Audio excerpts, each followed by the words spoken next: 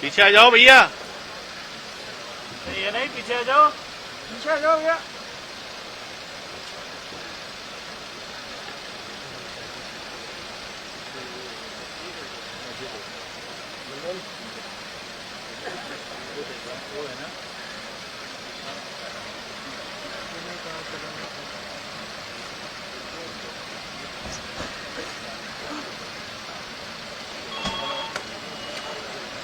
ये लोग को हेलो, अरे हटो यार सामने से, तो हटो यार, सामने से हट जाओ सर, सामने से हटो यार।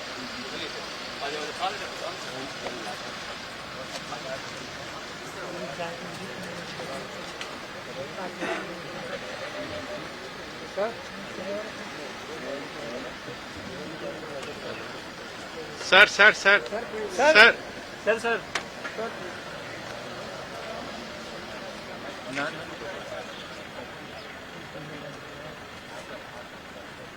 नहीं से दे रहे हैं राकेश, राकेश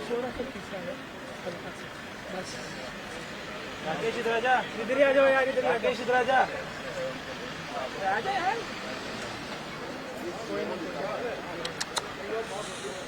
अरे इधर आजा भाई मेरे, इधर आजा राकेश, इधर फोन पकड़ ले, बाइट होगी तो तब बोल दो।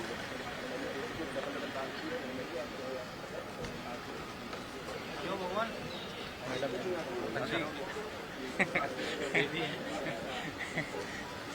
तुम कर से तो तुम कर से। अरे मैं तो जमा तंदूर भाई है, तो मैं बोल दूंगा भाई से।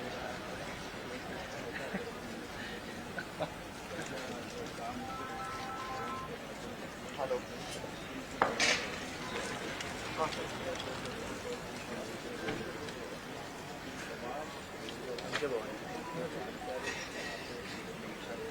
ओले फोन कर लेना, मैं पीछे रखो भाई।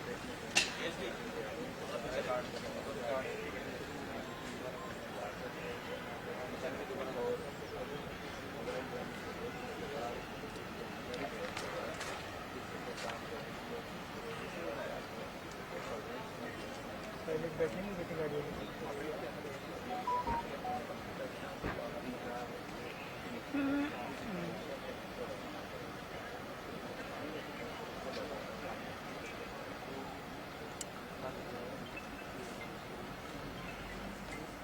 हेलो हेलो करता रहो,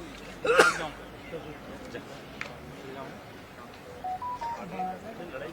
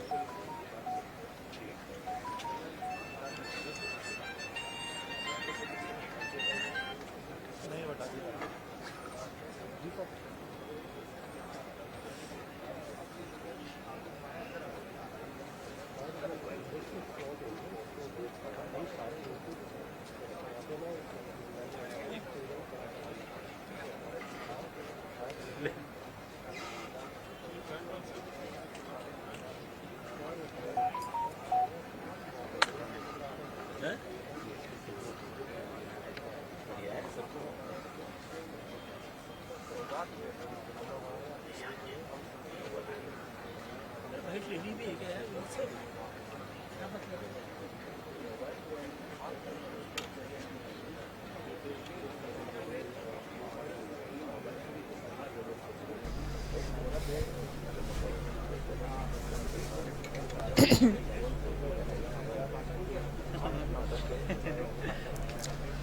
तो पुलिस आधुनिकीकरण योजना का शुभारंभ आपको बता दें, सीएम अशोक गहलोत ये सौगात दे रहे हैं।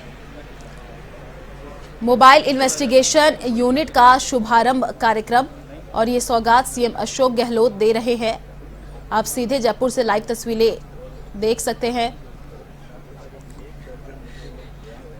और इसी खबर पर अधिक जानकारी के लिए संवाददाता पिंटू सिंह नेरुका फोन लाइन पर जुड़ चुके हैं। जी पिंटू, देखिए पुलिस इन्वेस्टिगेशन योजना MIU यूनिट का जो शुभारंभ है वो किया जा रहा है। सीएम अशोक गहलोत भी शिरकत कर रहे हैं। क्या कुछ अभी जानकारी, सचिवालय में ये पूरा कार्यक्रम आयोजित हो रहा है?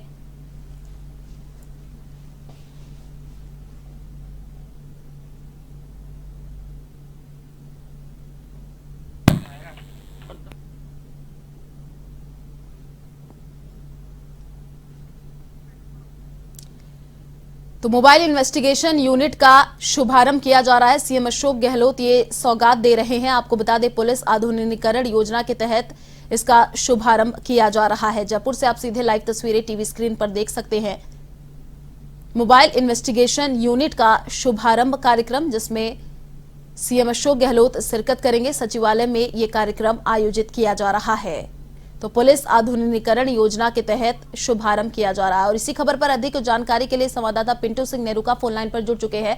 जी पिंटू, देखिए मोबाइल इन्वेस्टिगेशन यूनिट का शुभारंभ कार्यक्रम आयोजित किया जा रहा है सचिवालय में। सीएम अशोक गहलोत भी शिरकत करेंगे। क्या जानकारी अभी मिल पा रही है?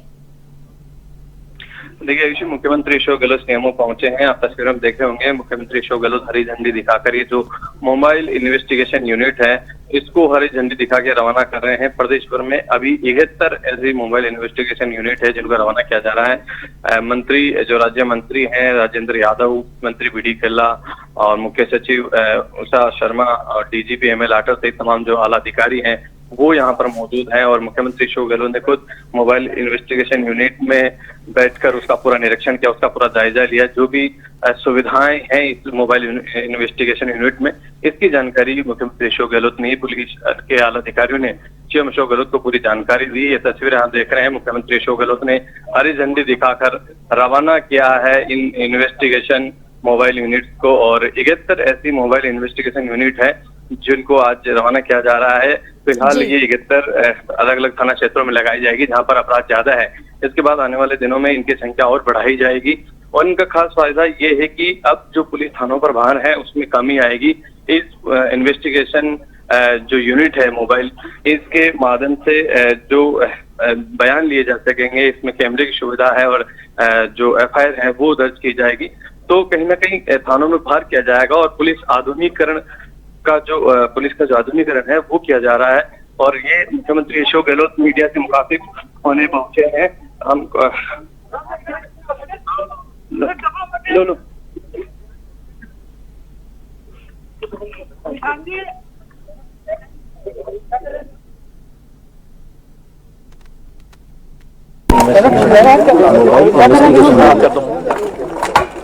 निशान जी बूम ले लो,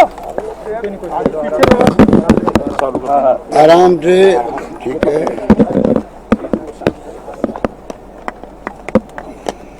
पुलिसिंग को मजबूत करने के लिए नवाचार हुए सर, इसी क्रम में आज मोबाइल इन्वेस्टिगेशन यूनिट रवाना कर। मोबाइल इन्वेस्टिगेशन यूनिट जो है एक प्रकार से चलता फिरता थाने की तरह काम करेगा। इन्वेस्टिगेशन IO ऑफिसर जो है वो खुद जो है ऑन द स्पॉट जा सकते हैं। जहाँ कोई घटना घटित हुई है तो अभी जाके जो कार्रवाई होती है, कोई पॉइंट पहचान करने की, उसको फ्लैग लगाने की या और कोई इन्वेस्टिगेशन के FSL का काम है तो वहीं पर वो सब कुछ देख सकते हैं। ये कंसेप्ट नया है, पूरे देश के अंदर राजस्थान की पुलिस विभाग ने इसको शुरू किया है और भारत सरकार के डेमो किया वहाँ पर। भारत सरकार में उन्होंने बहुत अप्रिशिएट किया है। उन्होंने कहा कि आप पहले इसको जब प्रैक्टिकल पूरा करें तब रिपोर्ट हमारे पास भेजे तो हम इसको पूरे देश में लागू करवाएंगे। करीब 71 गाड़ी, 71 गाड़ियाँ तैयार की गई हैं, जिससे कि अब गवाह भी लेनी होगी। IO जो है खुद जाएगा गाड़ी लेकर के, बैठाएगा गवाह को सामने और उसके सामने ही उसकी फोटोग्राफी होती रहेगी, बयान दर्ज होते जाएंगे और वो उसको कंप्यूटर में डालते रहेगा। तो बहुत आधुनिक टेक्निक के साथ में इसको शुरू किया गया है और मुझे खुशी है कि पहला प्रयोग इस पूरे प्रोजेक्ट को विजुलाइज करने का काम भी हमारे यहाँ गृह विभाग ने किया है और करीब 10 करोड़ का प्रोजेक्ट है। ये नवाचार है और इसके माध्यम से अब तमाम काम काफ़ी हल्के हो जाएंगे। इस प्रकार से जो हमारी सोच है किस प्रकार क्राइम कंट्रोल भी हो, लोगों में भय पैदा हो। तब तो इससे पहले भी आपको मालूम है कि जो हमने FIR कंपल्सरी करी है महिला अत्याचार के खिलाफ एडिशनल SP रैंक का ऑफिसर्स हर जिले में लगाया है। ऑफिसर्स केस डायरी का प्रोसेस एक होता है जिसमें कि कार्रवाई को पूरी मॉनिटरिंग होती है। लीगल ऑफिसर लगाया जिससे कि लीगली कमी नहीं रह जाए चालान के वक्त में। जो जो कार्रवाई हमने करी उससे 156(3) के केस आते थे, आधे से कम हो गए। तफ्तीश का टाइम भी आधे से कम हो गया है। तो नवाचार किया है, संख्या बढ़ी है। जब कंपल्सरी करोगे FIR तो संख्या बढ़ेगी। उसकी आलोचना हो रही है हमारी, अनावश्यक हो रही है।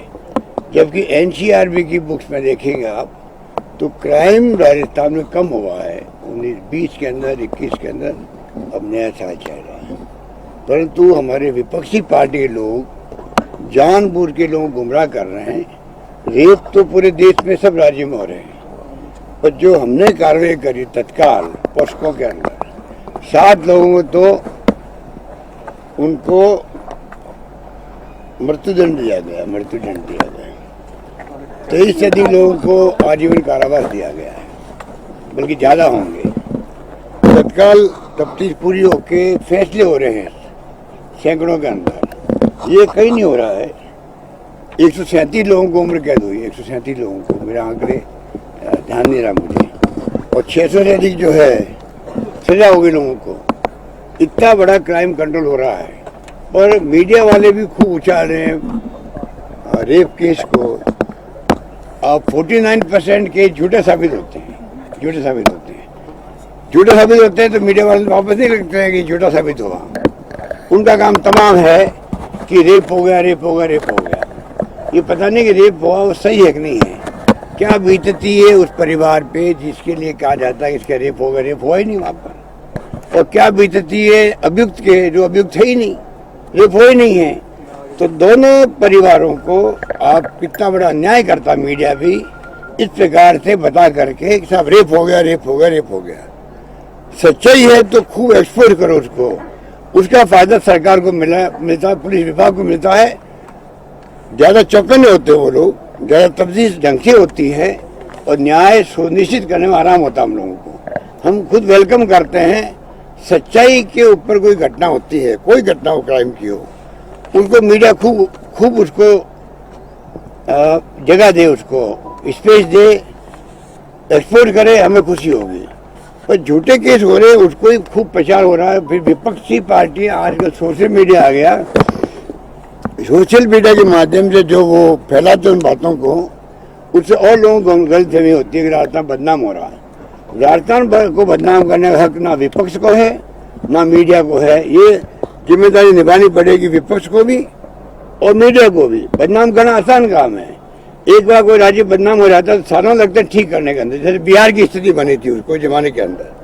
कृपया करके बच्चों सच्चाई का साथ दो, जिससे कि सरकार और अच्छे ढंग से क्राइम कंट्रोल कर सके, मेरा मानना है।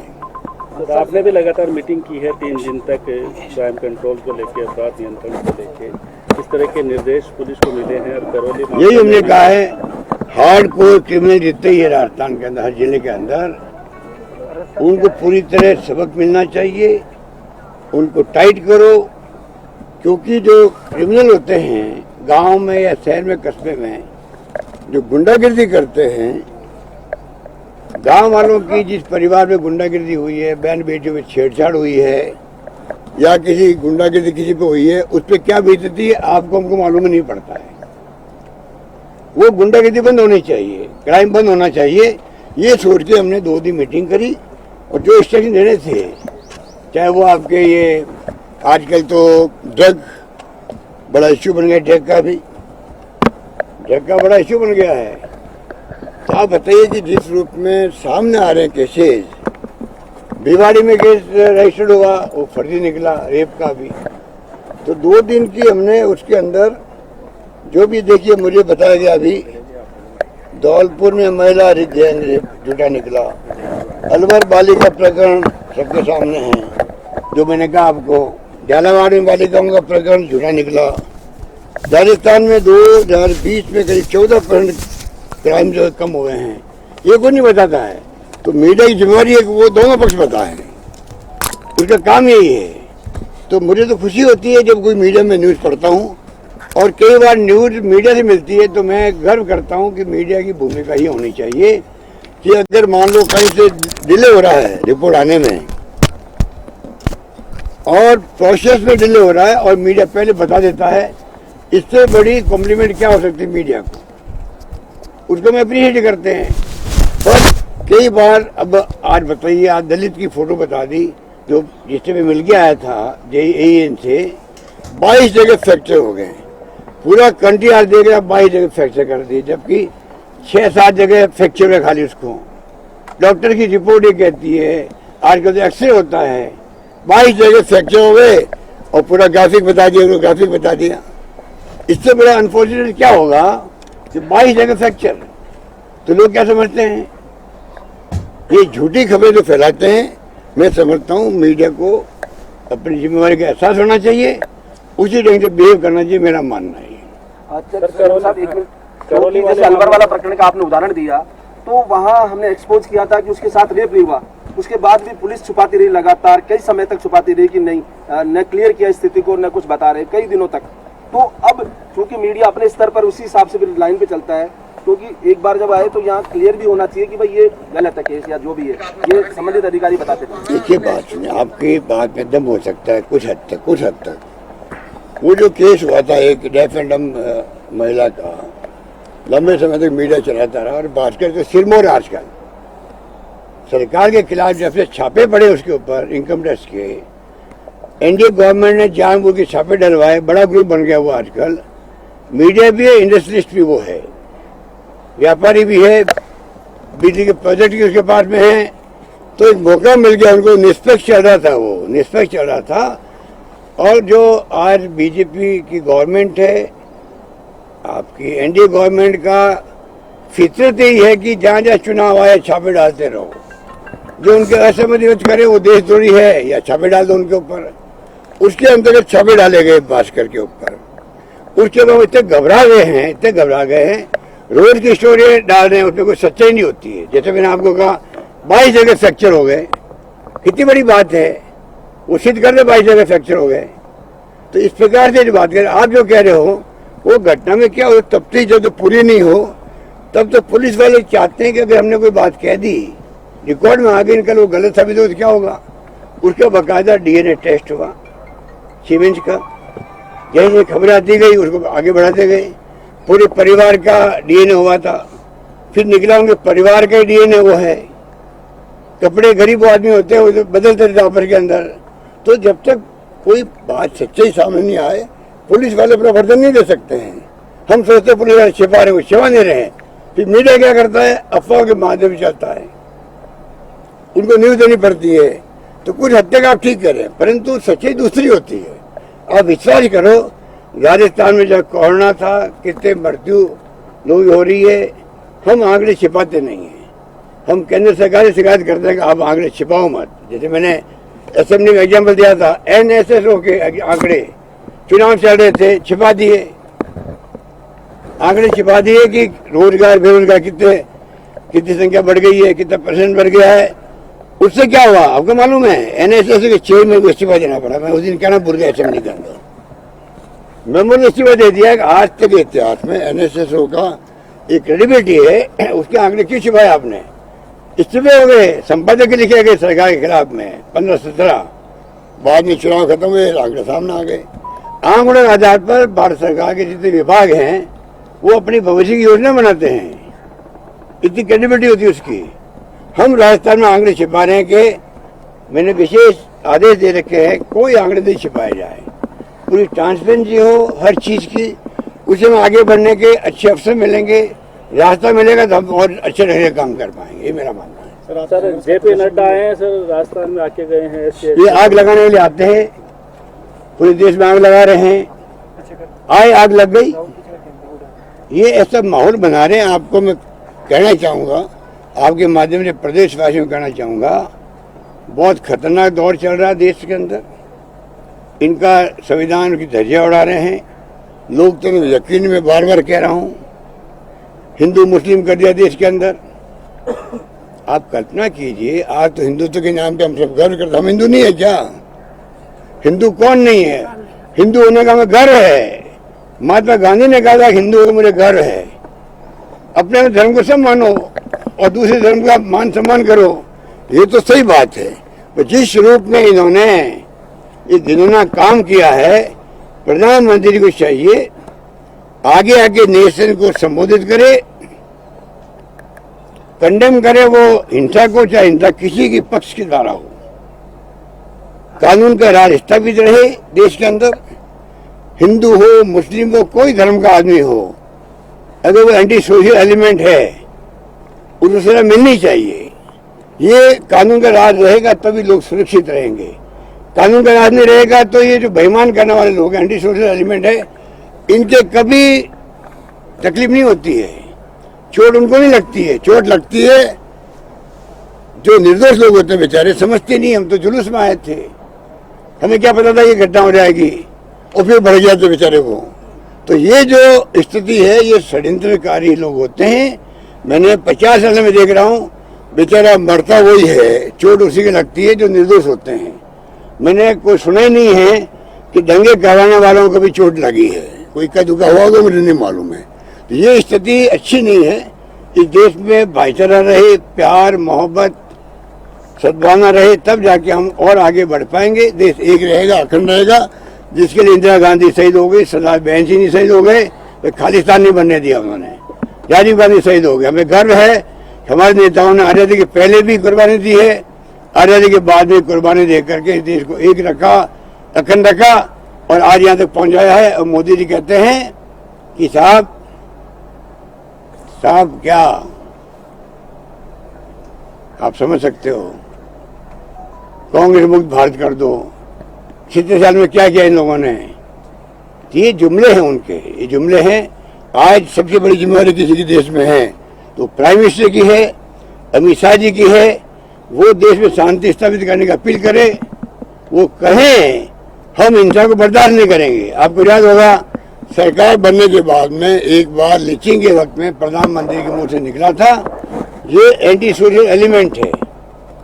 पूरे देश ने स्वागत किया था उसका, और उनकी पार्टी में उनके ऊपर दबाव पड़ा होगा, आरएसएस का या बीजेपी का। उनकी बोलती बंद हो गई प्राइम मिनिस्टर की। उसके बाद वो बोले ही नहीं है। क्यों नहीं बोले वो? और वो देश के प्रधानमंत्री है। हिंसा किसी तरह की हो, घरेलू हो या पब्लिकली हो, प्राइम मिनिस्टर ये संदेश दे हिंसा को भारत सरकार बर्दाश्त नहीं करेगी, तो मैं आपको दावे के साथ कह सकता हूँ ये माहौल अच्छा हो सकता है, ठीक हो सकता है, सद्भावना हो सकता है। वो चाहते ही नहीं है। कांग्रेस पर तुष्टीकरण का आरोप क्या इसलिए लगाते हैं कि पोलराइजेशन कर लें? अब कांग्रेस की तो अब पता ही मिस्टर गडकरी ने क्या कहा है। गडकरी के कहने के बाद कोई बात बच जाती है क्या? मिस्टर नितिन गडकरी ने जो बात कही है, आप सोच सकते हो क्यों कही है, और उसे साहस दिखाया कहने का।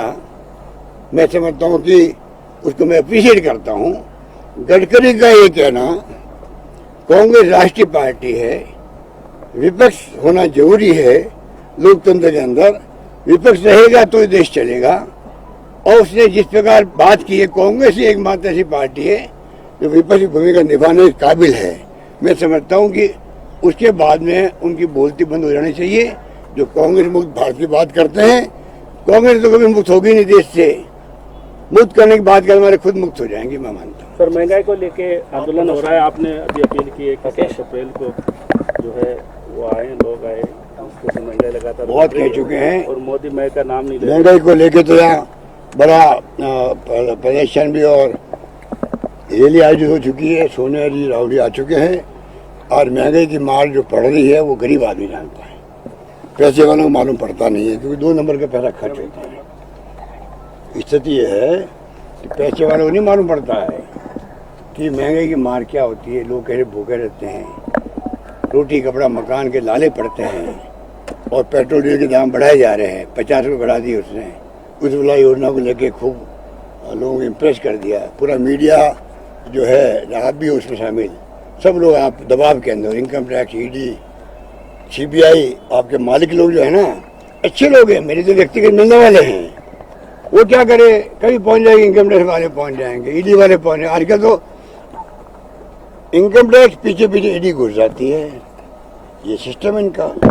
सीबीआई ऊपर से घुस जाती है, उनको अपना चैनल चलाना है, तो वो ढंग से बिहेव कर रहे हैं देश के अंदर।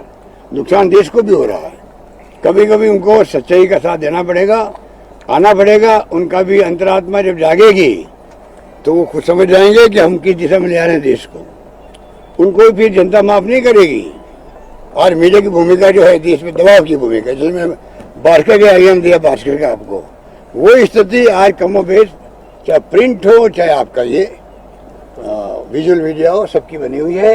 महंगाई की मार बहुत भयंकर है। बेरोजगारी तो हद पार कर चुकी है, हाहाकार मचा हुआ युवाओं के अंदर। उसकी तरह वो इश्यू नहीं है देश के लिए, इश्यू वो नहीं है। इश्यू है बुलडोजर इश्यू है, फेक एनकाउंटर इश्यू है। इस प्रकार चुनाव जीतने के लिए हिंदुत्व की बात करो, चुनाव जीतने के लिए आप ध्रुवीकरण करो, ये आसान काम है। आग लगाना बड़ा आसान काम होता है, ये आग लगाने का काम करते हैं। आग बुझाने में बहुत मुश्किल टाइम लगता है, मुश्किल वक्त लगता है। मैं समझता हूँ ये उचित नहीं इनका व्यवहार, ये मैं कहना चाहता हूँ। सर, अशोक गहलोत की लोकप्रियता से मुकाबला अशोक गहलोत की लोकप्रियता का मुकाबला करने के लिए बीजेपी ये रंग दे रही है। जो देखिए, मेरा लोकप्रियता की बात नहीं है, तो सरकार की लोकप्रियता होती है। हमने बजट पेश किया, लोग आज सब लोग उसकी तारीफ करते हैं, कोई दोहराई में मानता हूँ। पर हम तो अपना धर्म और कर्तव्य निभा रहे हैं। लोग क्या कहते हैं वो अपनी उनकी जगह है वो।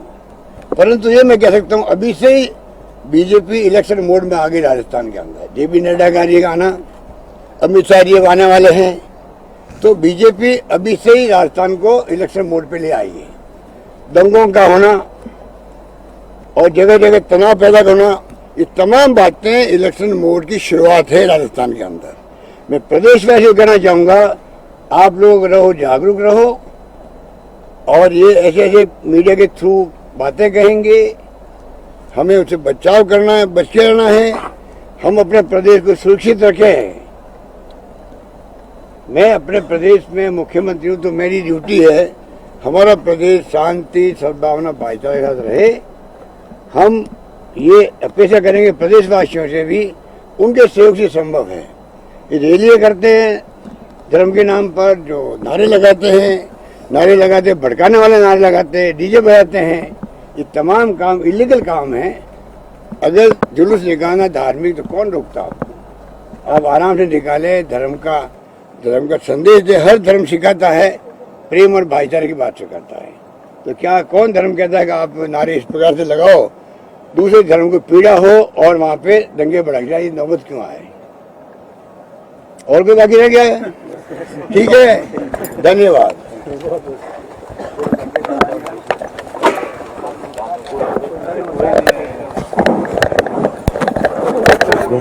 IT is out.